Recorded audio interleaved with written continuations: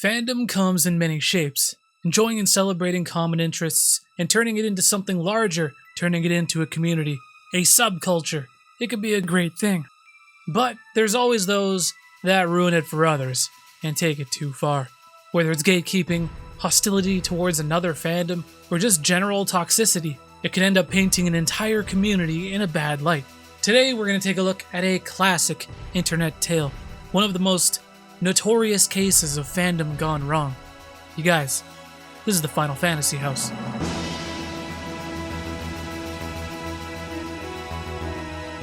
The Final Fantasy House, or more specifically the Final Fantasy VII House, a tale from the mid-2000s internet still referenced to this day, which is saying something because this is the internet.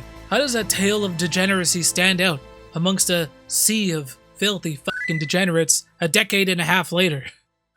Let's take a look. Before we get started though, it's important to note that this story is entirely based on accounts of what happened, and just by nature can't be fully verified, but let's be honest, where there is smoke, there is fire, and multiple people have shared their experiences. To ease into it though, we're going to look at the Final Fantasy VII House from the perspective of a single character who shared their story online. Let's call him Zack. In 1997, Final Fantasy VII was a big deal to say the least, completely flipping the script on what was your typical Japanese RPG. It was a huge hit. The dystopian setting, the memorable characters, fans ate it up. Fast forward to 2002, and Final Fantasy VII was just as popular as ever. Zack, a college student at the time, was such a fan that he ran a small website dedicated to his favorite Final Fantasy VII character, Zack, of course. He had his AOL instant message info listed on the site too, where like-minded fans would occasionally reach out. One fateful day in 2002, he received a message from a person who introduced themselves as Hojo, and shared a website they ran, hojo.org. Hojo, of course, being a villain from Final Fantasy VII.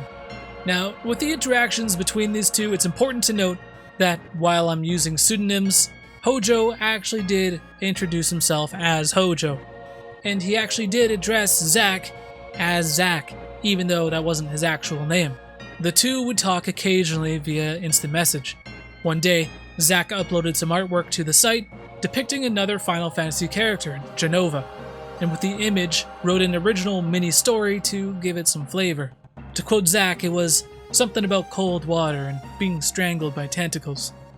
Hojo messaged Zack, complimenting him about the post, and then asks him, "Is that a memory?" "What? Is that one of your memories?" Caught a bit off guard, Zack said no, it wasn't a memory, which Hojo almost seemed disappointed by. Then, a couple days later, Hojo messages Zack again. "My wife would like to talk to you." Hojo's wife introduces herself to Zack and insists that she be called Jenova. Jenova? Now Zack was young, impressionable, just a little naive, and later writing about his experience, he went so far as to call himself fucking stupid. Jenova, or Jen, began to talk to Zack about things like magic, and explained that she was a sorcerer. Initially, he believed she was just simply role-playing.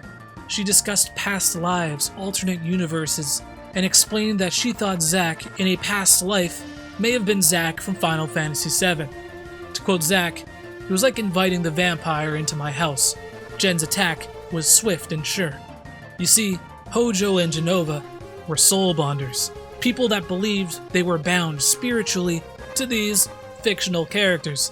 And little did Zack know, he was being recruited into a, for lack of a better word, a cult.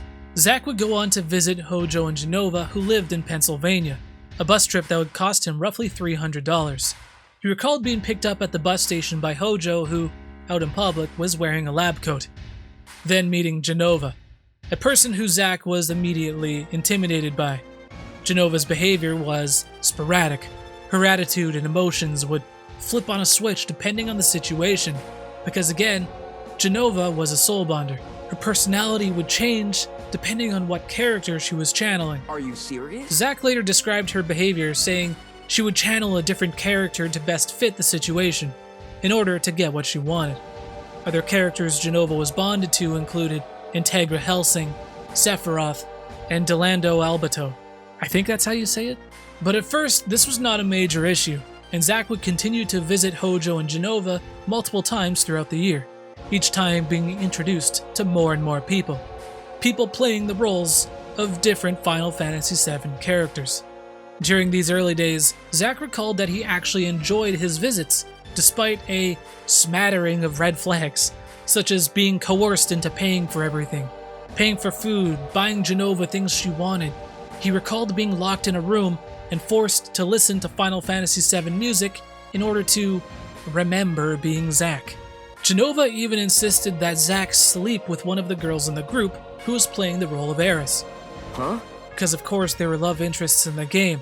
Jen got very upset when Zack refused. He describes that night. I had to lie on my guest futon while Jen and Eris snuggled, made loud kissing noises, and giggled with each other. It really bugged me. I turned my back to them and tried to sleep, almost as a way to tease Zack or to make him jealous. If it's not clear already, the relationship that Jen had with his group is not a normal one. Soul bonding aside, it was about power, it was about control, and she manipulated everyone to get what she wanted. Despite all of this, Zack made a decision he would go on to deeply, deeply regret. He moved into the Final Fantasy VII house. For real? Yes, for real. Excellent! Probably. Now, there is a long write-up by Zack going into specific details about his experience staying in the house. I'll link it in the description, but we're just going to go over the key details in this video. Within a couple days of moving in, Zack began working at a local supermarket in order to help chip in for food and for rent.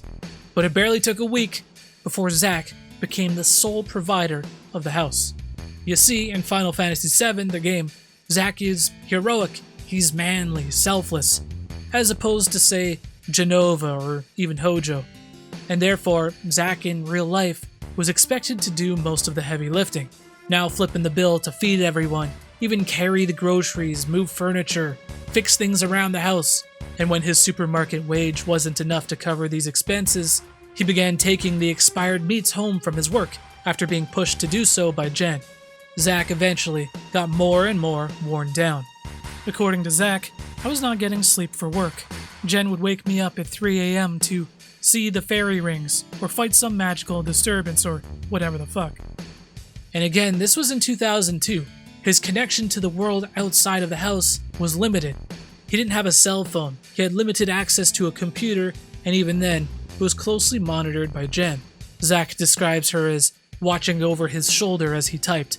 Phone calls were closely monitored, and even Zack's whereabouts. He could hardly leave the house without Jen interrogating him on where he was going. He was trapped, firmly under the thumb of Jenova. And then there was the cleanliness of the house and its inhabitants. Zack claimed that Jen wore the same clothes every day and never, ever bathed, explaining that she would just apply scented oils in order to mask the smell. The state of the house was just as bad. Garbage piled up and the entire place stank. Once it got unbearable, instead of cleaning the place up, they simply ended up moving, with Zack doing all of the moving by himself. But why? Why stay, you ask? Well, any victim of abuse will tell you it's not that simple. He was isolated in a city far from home with no money, no one to turn to, and worn down from months of abuse. Everyone has a breaking point though, and the straw that broke the camel's back was Zack having his shoes stolen. Something silly, but also relatable at the same time. I'd be pissed too. His limit was broken. He fled, barefoot, and lived homeless for a short while. Eventually he made it back home with the assistance of a friend he made while living at the house, who had experience with Jenova and saw through her bullshit. Sid. Good guy Sid. Fast forward to 2005, and Zack made a post on livejournal.com detailing his experience with Jenova and the Final Fantasy VII house, which he also published to his site, demonsushi.com, titled, A Public Warning, hojo.org. This is where most of the info in this video has been pulled from thus far. And this opened the floodgates, as several other people came forward sharing their experiences, the abuse they suffered from Jen, which Zack also archives on his site.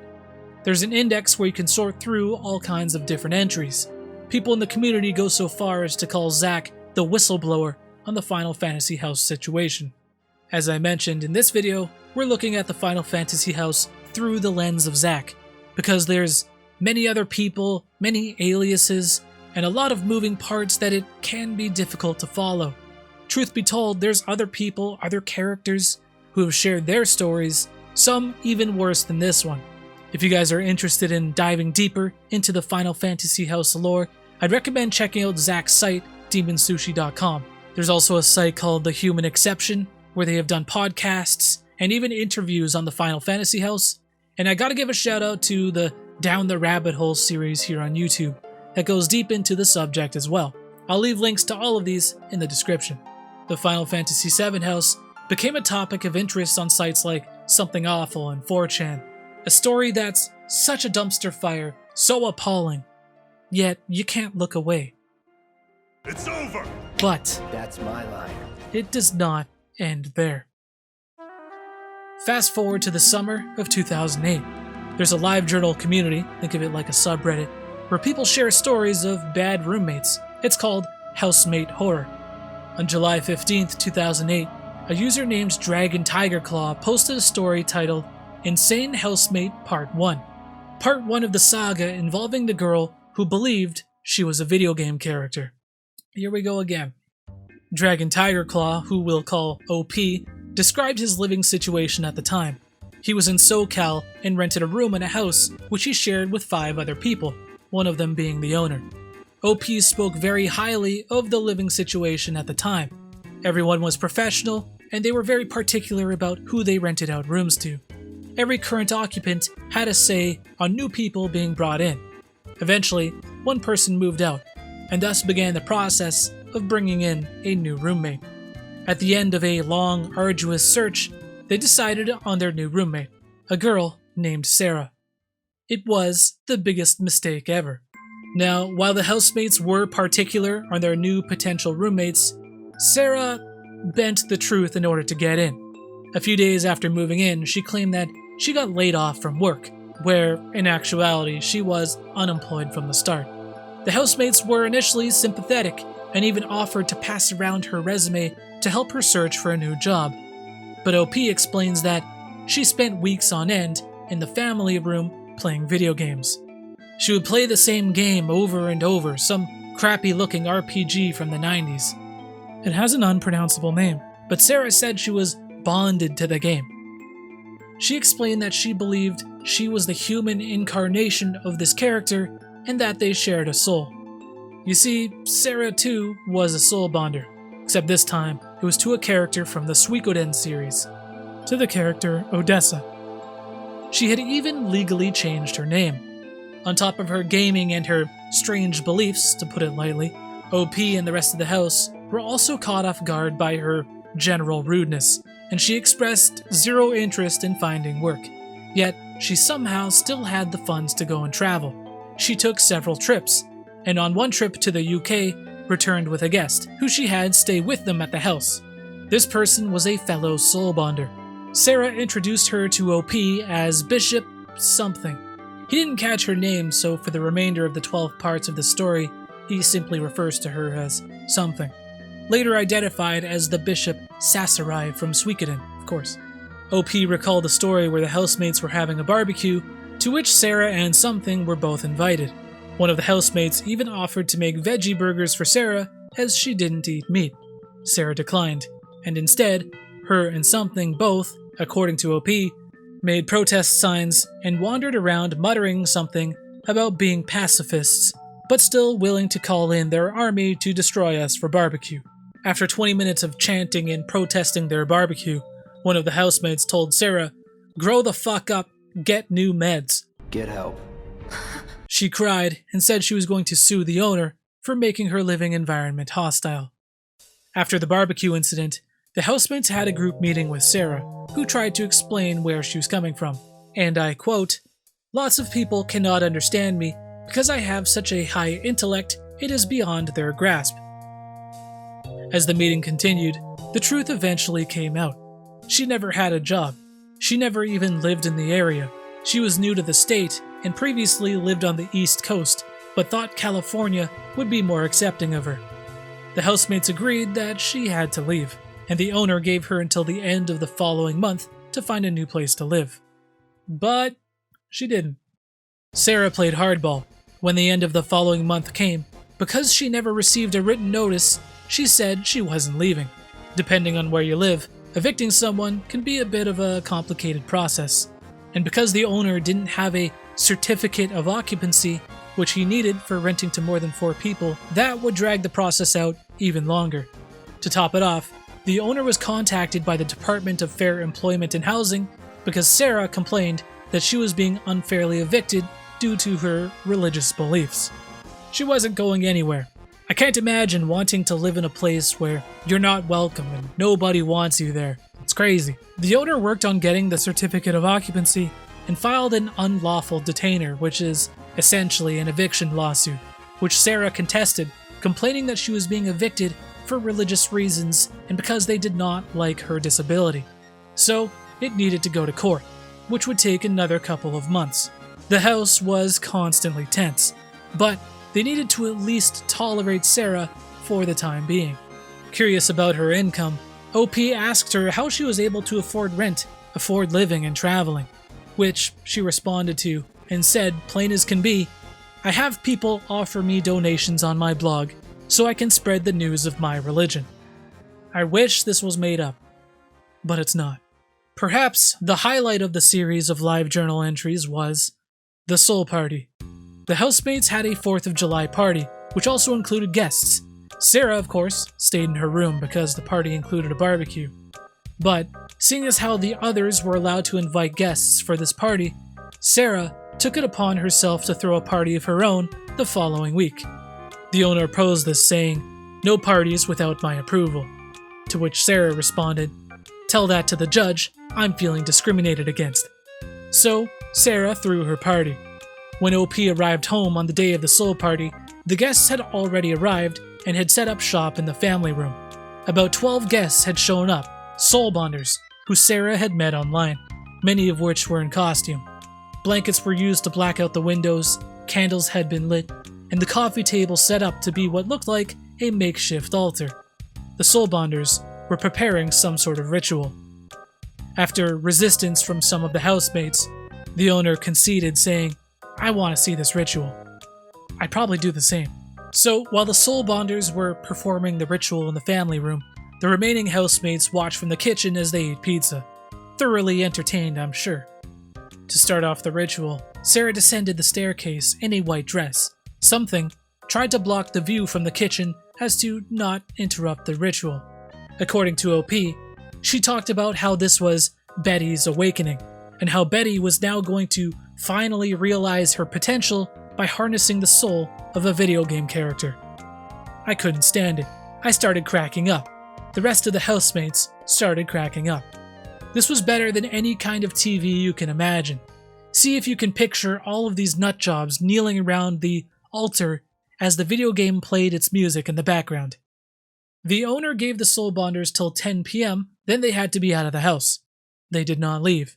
So of course he called the police. Upon their arrival, he said to the cops, and I quote, "I want all of these losers out of my house."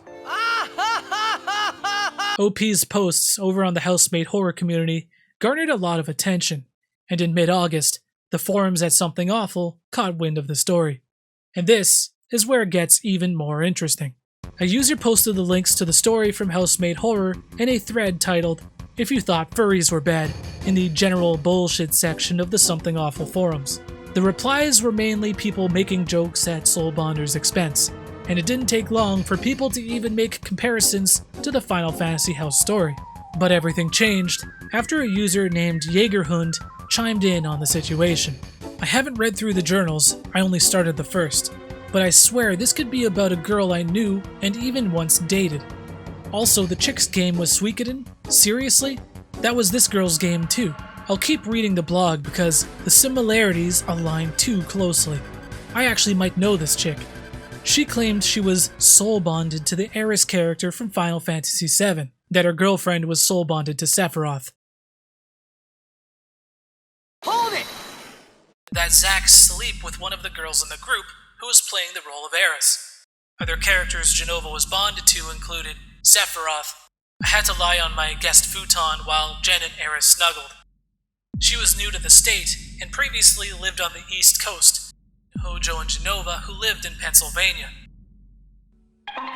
Wait. There's no way that the Eris from the Final Fantasy House story is also Sarah from Housemaid Horror. That would be insane. The very next day, Jägerhund dropped the bomb. Sarah's true identity, complete with photos and confirmation that Eris from the Final Fantasy VII house and Sarah were one and the same. The evidence, though circumstantial, was overwhelming, and many details from Housemaid Horror he was able to corroborate. He shared the Flickr accounts for both Sarah and Something. You can find Sarah and Odessa cosplay, even photos of her in a white dress. Something's Flickr account included photos of both her and Sakurai cosplay, as well as additional photos of Sarah. Beyond any doubt, this was them. Jägerhund was even able to find the court schedule entry for her legal name change, because he even knew her birth name. He even knew that she was friends with Genova and Hojo, tying these two insane incidents together. The events surrounding the FF House incident are what got Sarah out of the FF fandom and whole hog into the Suikoden fandom. Even our original character Zack confirmed her identity and updated his site at demonsushi.com. As you would expect, the goons on the Something Awful forums were over the moon. One user writes, "Oh, this is a wonderful time to be alive. It also restores so much of my faith in humanity that these two separate incidents of lunacy are related, as it effectively halves the number of batshit crazies involved." No way. He just ate my hair. And I mean, it really is satisfying for it to come full circle like this. You got two stories of over-the-top soul bonding and fandom gone wrong on opposite sides of the country, several years apart, and they were able to tie the two together despite having nothing but anecdotal evidence and everyone using pseudonyms. It's crazy. However, while this was blowing up on Something Awful, the story was still ongoing on Housemaid Horror. It never concluded. Before it could, all of the posts were removed. You see, since Something Awful identified her, I have no doubt she was getting tons of messages, unwanted attention. Sarah was now aware of both the Housemaid Horror posts and the Something Awful thread.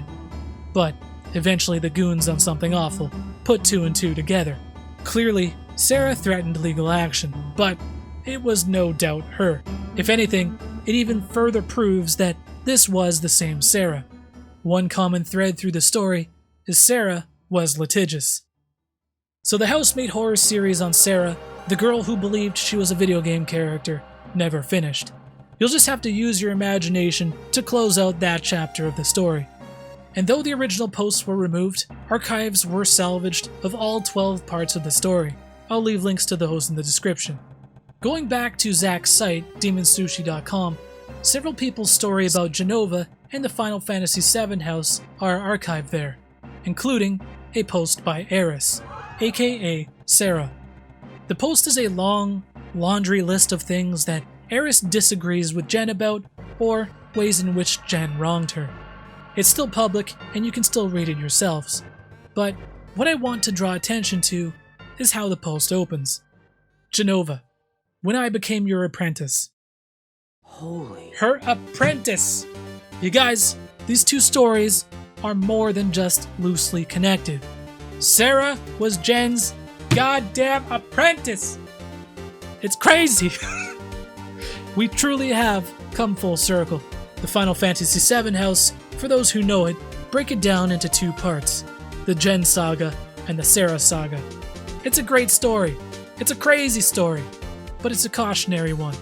There's an underlying issue here, and really it has nothing to do with the fandom itself. These are people who use fandom as a tool, as a key for manipulating others, to abuse others, people who are vulnerable, people who genuinely use fandom as a refuge, only to be taken advantage of. These incidents happened 15 to 20 years ago now, which is crazy. It's an eternity in internet years. And I hope you guys enjoyed the story of the Final Fantasy house, an obscure nugget of internet lore that, as a proud nerd myself, I gotta say, showcases the absolute worst of us. Thank you so much for watching, everybody. As always, let me know what you thought about it, and for stories similar to this one, consider binge watching the series, using the Deep Cuts playlist, and hit the like button if you enjoyed it. It does help me out a lot. Thanks again for watching this one, guys. Peace.